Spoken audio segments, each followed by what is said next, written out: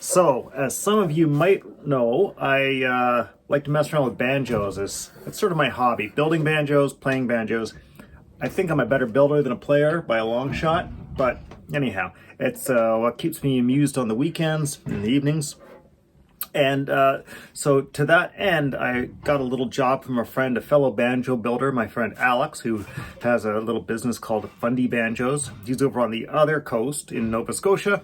So he's got a little banjo repair job, and I offered to help him out by making some hardware. It's a very old turn of the century banjo with some weird hardware that is just absolutely not available anymore. And so this video is goes into a little bit of the efforts that I've been making towards helping him with that. And it has nothing to do with making the actual hardware exactly, but making some tools that I need to make that hardware. So let's check that out. So the goal is to make some of this hardware. This is like a little banjo pot tensioner turnbuckle. So it's right hand threaded on one side, left hand on the other. So getting tops and dies for the right hand side, no problem. Well, it's a problem if I want the actual die. I'm not trying to, if I want the same thread, this is like a British 826 or something weird like that, which we can just absolutely, I cannot find without going to specialty sources, like beyond like McMaster Carr. So I went with 832 since I don't really need to have them match anything or be interchangeable. And while I can certainly get 832 right hand taps and dies, no problem. Left hand, a little bit difficult. In fact, or rather very considerably expensive. So it's about 50 bucks for one die. The taps are cheap. The taps are still like 10 bucks a piece. So I decided to try making a die.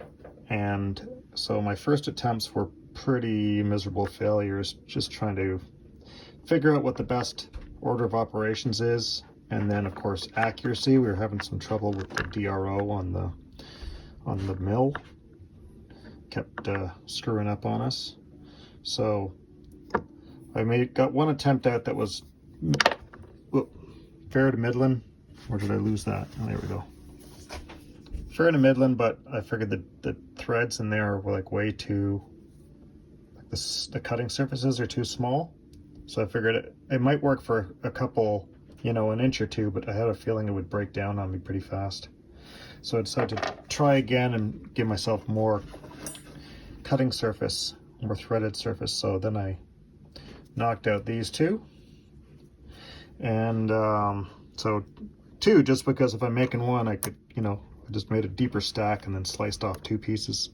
So they seem to be working great. My first attempt at using them, they were producing some pretty shit threads, but then I realized I hadn't really cleaned up very well. So I had to get in there. Figure out how to get rid of the burrs, which is a bit tricky because once it's cut into this configuration, you can't just run a tap through it so easily. So I ended up just chucking it up in my little Enco lathe here, or Unimat lathe, sorry, and putting a tap into the drill chuck, but leaving it loose so it's like a tap follower, and then carefully trying to get the threads engaged on the lathe chuck, just running it manually. I think my first attempt was this guy, maybe.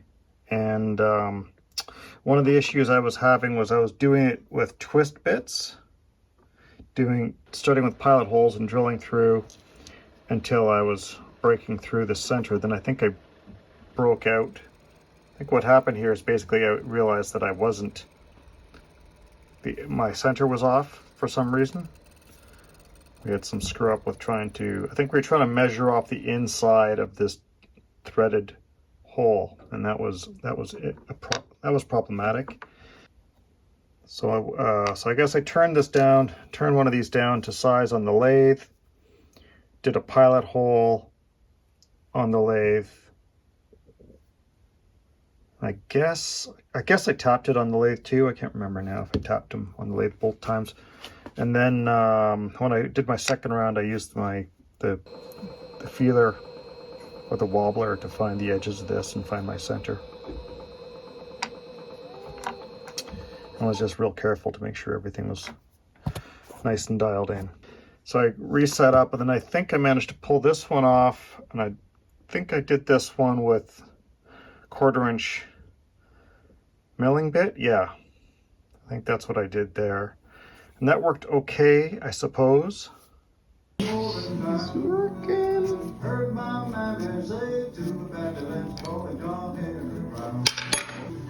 Oh, that's a Those thread. are threads. But as I said, I felt the threads were too small, and then I went down to a 3/16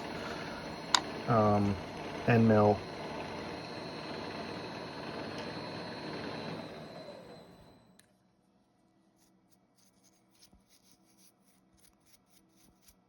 And that seemed to work okay. Just was more careful with my setup. Then I used the dividing head for doing these dimples here in this little slot.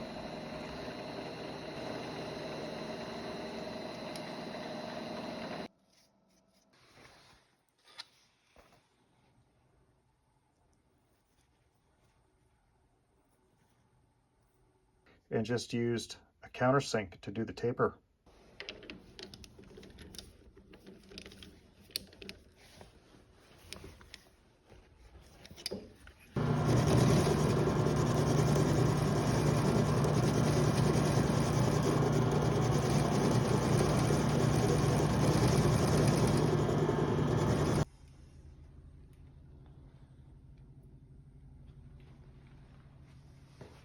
So there's my finished products, and I think they turned out reasonably good, actually.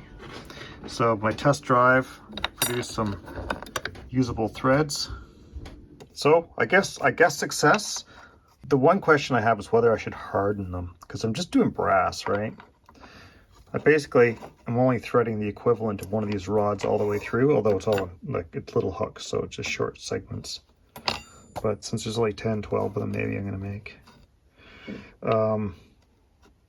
My worry is if I try and harden them, that when I bring these guys up to temperature, it's gonna cook the threads, like the sharp cutting edges. So that's what I'm worried about.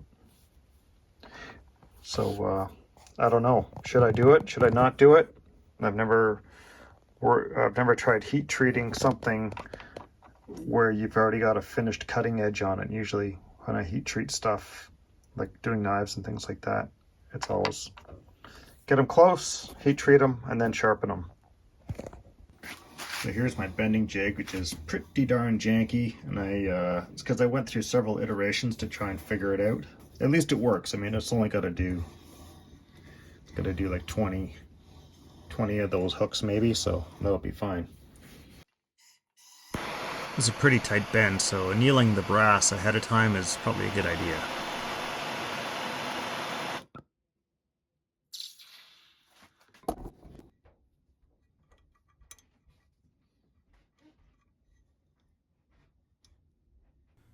And I think I'll probably tack on something to control like the length of this thing, so I get a consistent distance of hook from the threaded portion. I don't know what that's going to be just yet. And clearly I still have a little bit of cleanup to do on this jig.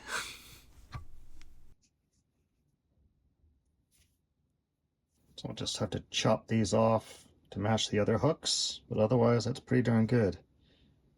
Bit of a burr there. I'm gonna have to figure out how to soften this up a little bit, I guess. Other than that, that's looking fine. Oh, it's on the back side. Good to know. All right, another success.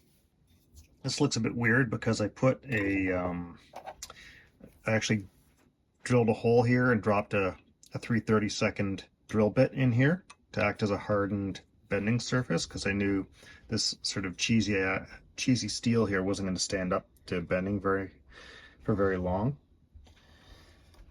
And this is such a tight bend that's what made this whole jig tricky, is trying to figure out how do I bend around this really small radius, especially when the radius is, you know, a third smaller than the actual rod that I'm trying to bend.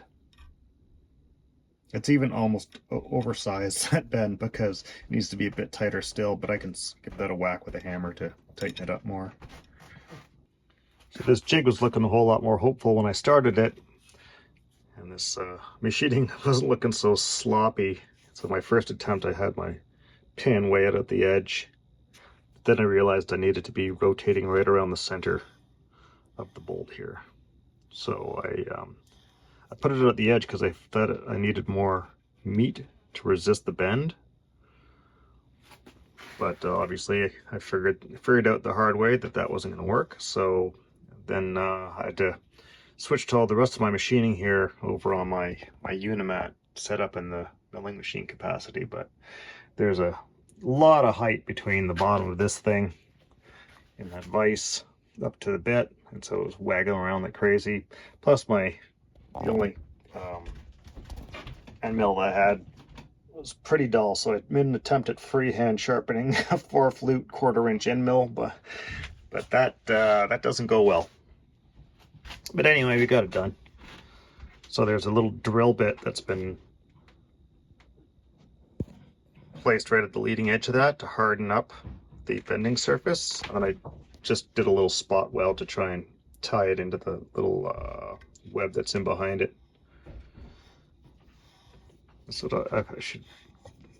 the only welder we have over at the other shop with the bigger machines is sort of this weird little MIG welder, which I cannot get a feel for. So I use my stick welder here at home. Anyhow, that's not a beautiful looking thing by a long shot, but it's enough to knock out these few hooks that I need to do. So that's a success as far as I'm concerned. So I really like screwing around with machining. I'm not good at it by a long shot. It's really just something I like to play with. And so that sort of goes hand in hand with some of the banjo building that I do.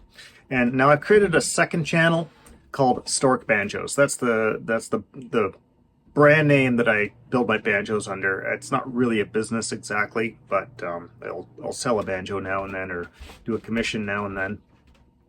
Anyhow, so I've started a separate YouTube channel called Stork Banjos. So if you want to join me over there for more stuff like this, please do.